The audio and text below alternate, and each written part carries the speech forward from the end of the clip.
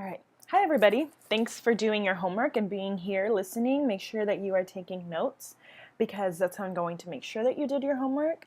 If you don't take notes, then it's going to be a little bit hard for you to keep up tomorrow in class. So today we're going to be talking about FDR's New Deal.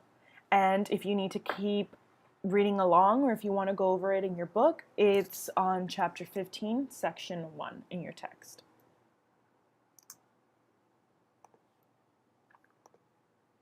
And what we're going to learn about today. Today you're going to be learning about how Roosevelt helped the American people with his New Deal and what opponents thought of his plans. So this is very, very important. We're not going to be going into depth about what the New Deal consisted of, but we're going to be talking about the New Deal overall. And most importantly, we're going to be talking about opposition, what people thought against it. Not everybody loved FDR and not everybody loved FDR's programs. So it's just like politics today. We have people who are against it and we have people who are for it. So let's go ahead and review. So the causes of the Great Depression. In the last 2 weeks or so, we've been talking about the Great Depression. And so right now we're just going to quickly review what that meant. So the Great Depression was caused by many different factors. Right? It wasn't just one thing. It wasn't just the stock market crash of Black Tuesday. It had a lot of different things contributing to it. And one of those things was agricultural overproduction. So if you can remember, that meant that we were producing way too much in our own agricultural fields and farms. So we were producing too much wheat. We were producing too much corn. One of those reasons was because we were feeding a lot of troops overseas. Right? But when we came back, or when the war ended in the 20s, or in the late 1919, right? We continued to produce that much because we thought that people would be able to absorb it into the economy. And that just wasn't really happening. We were also producing too much within our industries. So remember that the Roaring 20s was a time of discovery of things, of objects. So we came into this era where we could buy a lot of different things. We could buy beautiful homes. We could buy cars now. We could buy appliances. We bought things. And that's how we showed how much money we had. No different than it is today, right? But we were producing too much. We had an unequal distribution of wealth. And what I mean by that is not that we had rich people and that we had people in poverty. I mean that the middle ground was dwindling. It was getting smaller and smaller. So we had a lot of people who were really, really, really rich, and we had a lot of people who were really, really, really poor. And those that were in the middle, right, like average people, as we consider them, there weren't very many, and the class was getting smaller and smaller. That's what I mean by unequal distribution of wealth. It means that the middle ground was small, and the extremes, rich and poor, were huge. Okay? The very rich, maybe it wasn't a lot of people who were very rich, but they had a lot of money. A lot, a lot, a lot. And the people who were very, very poor had none. And the people in the middle were few. And we have to talk about the overuse of credit. So again, the Roaring 20s, we had so many consumer goods that we had, right? And so we could go into a store and I could tell them, I really, really want this new appliance for my kitchen.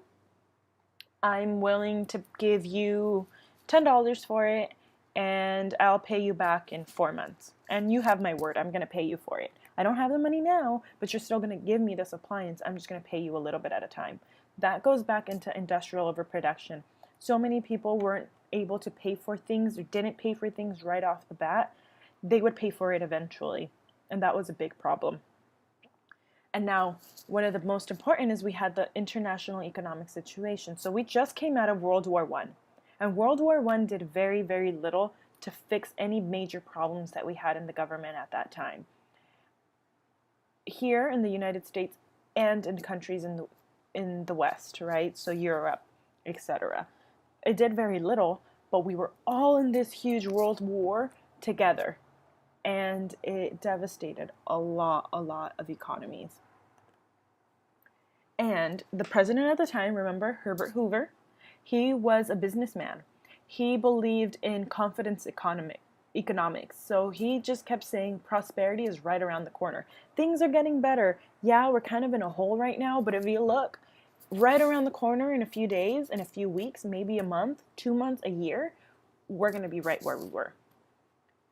Now, he believed that business was self-regulating. Yeah, the markets go up and they go down, and they go up and they go down, and we just kind of have to ride through it. Depressions and downturns in the economy happen consistently. We just got to get through it.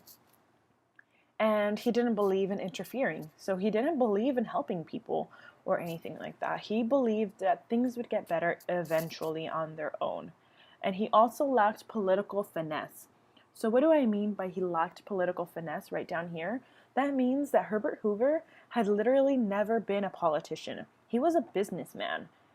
And he didn't really know how to be in politics, and people didn't really believe the things that he said because he wasn't doing anything about it.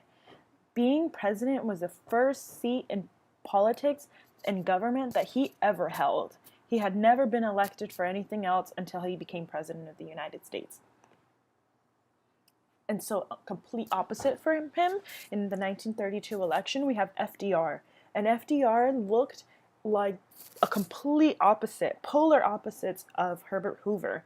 So FDR was perceived as a man of action, somebody who was going to do something, where Hoover was seen as the do-nothing president. He doesn't believe in doing anything. Herbert Hoover was complete opposite. So you have to remember that. Polar opposites. Very important. The results. We get a landslide for Democrats. Democrats win overwhelmingly over Hoover.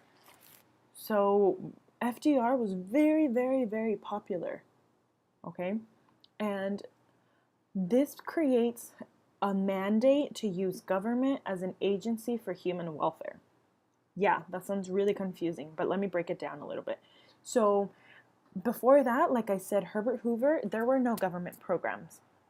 Not really. Now, after FDR, we have an idea that the government should work for the people, right? It should help people. It should create a stable form of living. And this is how FDR accepts the nomination for the Democratic Party. So this isn't his speech when he wins the presidency. We'll listen to that and we'll actually read that later on. But this is what he says.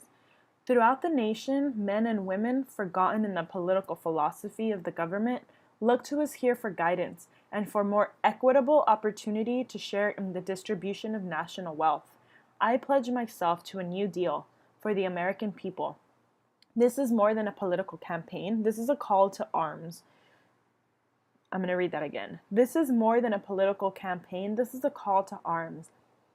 To me, that sounds like revolutionary talk, right? We got to do something.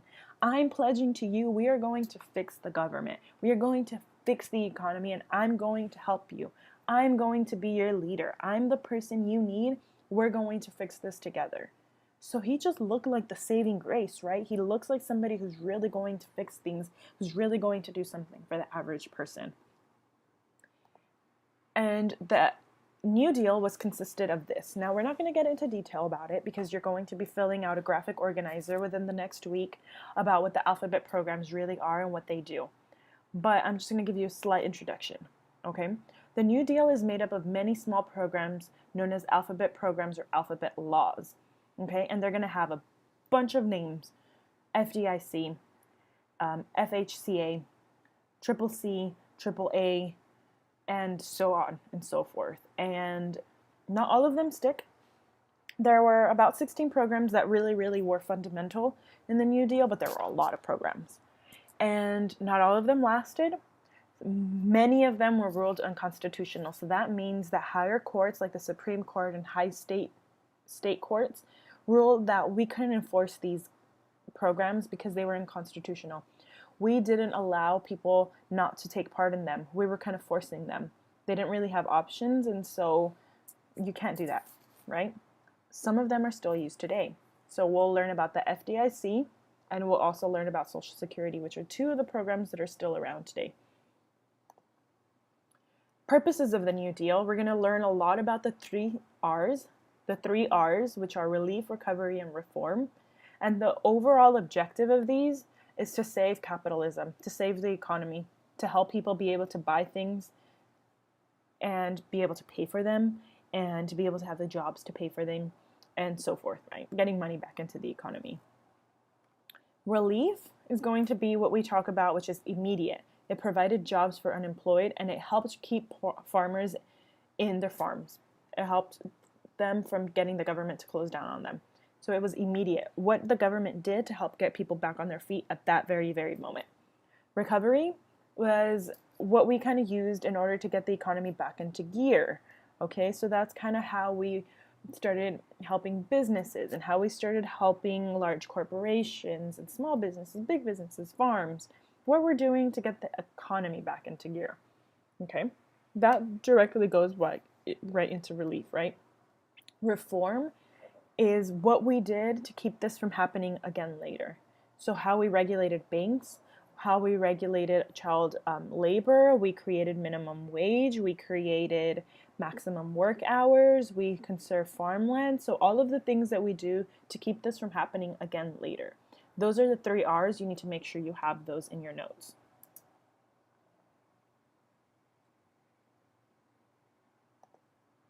Now, you have to understand that during the Great Depression is when we get the polar opposites in political parties. Before that, we definitely had Democrats and Republicans, but they weren't so polar opposites. They still had a lot of middle ground. It was more about who they appealed to. It wasn't until the 1930s that we really get this idea of conservatism versus liberalism, right? So we get this idea of conservatives and liberals. That didn't really exist before until now. And so conservatives start to think FDR is going too far. This is too much. You're a socialist. You're adding $35 billion to our national debt. We don't even have money. You're wasting money. You're encouraging idleness. This is a big idea. If you get nothing else out of this slide, it's definitely this. This is going to forever be an argument against welfare. It encourages idleness. It encourages people to be lazy. It encourages people to sit. It encourages people to let the government take care of them. And people won't do anything to help themselves if we help them consistently. It violated Constitution and states' rights. So this is what we're talking about again. FDR had many programs in which the government would match whatever the state gave, or would give double what the state would give for a program that helped, let's say, men get back into work. If a state gave $10 million, the government would give $10 million or $20 million, something like that. And they had no option. If they didn't do it, then the people in their state wouldn't get saved. Sometimes they didn't have an option not to do it. They had to do it. They had to figure it out. And it increased the power of the presidency. Now, this in red it says FDR was reaching towards dictatorship. And in the 1930s, we have to think globally. We can't always think about things just as they're happening in the United States. We have to figure out things and the way that they're going globally. So that means that in Germany, we're getting the rise of Hitler. In Italy, we're getting the rise of Mussolini. In the USSR, the Soviet Union, which is now Russia, we get the power, we have the man coming into power, which is Joseph Stalin. We have a lot of great leaders. We just don't happen to agree with their philosophy, right? Communism, fascism are coming into power. And conservatives believe, I think FDR is going that way. He has a lot of power and he has a lot of say. We can't let this happen. We can't be the next Germany, Soviet Union, or Italy. We have to control this now. And then we have the complete opposite. We have criticism by radical opponents. So radical opponents like Huey Newton, who is right here, didn't believe in the New Deal. They didn't think it went far enough. We need to help people more. We're barely helping anybody. That's what they were saying. We're really not getting out of this depression fast enough. We need to do more for these people. They were emotional agitators, so they had a popular followings, and FDR was concerned. And now I'm going to kind of relate to this to like Bernie Sanders, right? Bernie Sanders came in with radical ideas against Hillary Clinton, and Hillary Clinton was really, really concerned, right? He had a huge following, and she was saying, like, oh, we kind of got to watch out for him. We got to watch out for his followers. We can adopt some of the things that he's saying, but really, they're too much, right? So this is the criticism by radical opponents. We're not really helping anybody. And we're going to look at a chart right now, which is our last slide, and that's going to kind of show us how the New Deal was helping. So here we can see that this is 1929, the stock market crash of October 29 of Black Tuesday, right? Look at the unemployment rate. Yeah, it's not too bad. It really isn't. Right, the next year it almost triples, and the next year after that it goes up, and then the next year after that it goes up considerably, 35%. Okay, so that would be almost 4 out of 10 people are out of work. That's big. That's really big. FDR's first New Deal. So right here in 1933, this is when FDR comes into power, or not into power, into the presidency. And immediately the year after, we can see that there's a drop. We can see that there's a drop and a drop and a drop. But really, the only thing that kind of helps is the U.S. entry into World War II. So a big question that I'm going to have for you is, what do you think would have happened if the U.S. didn't enter World War II? So here we create the war economy, and we're going in and we're helping. We're creating jobs, and we're shipping out food. We're shipping out guns. We're creating weapons and airplanes and things like that to help our allies in the war. But here's when it starts, the war. And we can see a pretty big decline from here to here. But, you know, is it really helping? And historians argue about that all of the time, and I want to get your own opinion. So that's going to be our warm-up question tomorrow. Make sure that you're ready for it. You'll be allowed to look at your notes. Make sure that you have your notes in your interactive notebook and that they're labeled in your page that corresponds to the notes for the New Deal. Okay? Thanks, guys. I'll see you tomorrow. Be ready to work.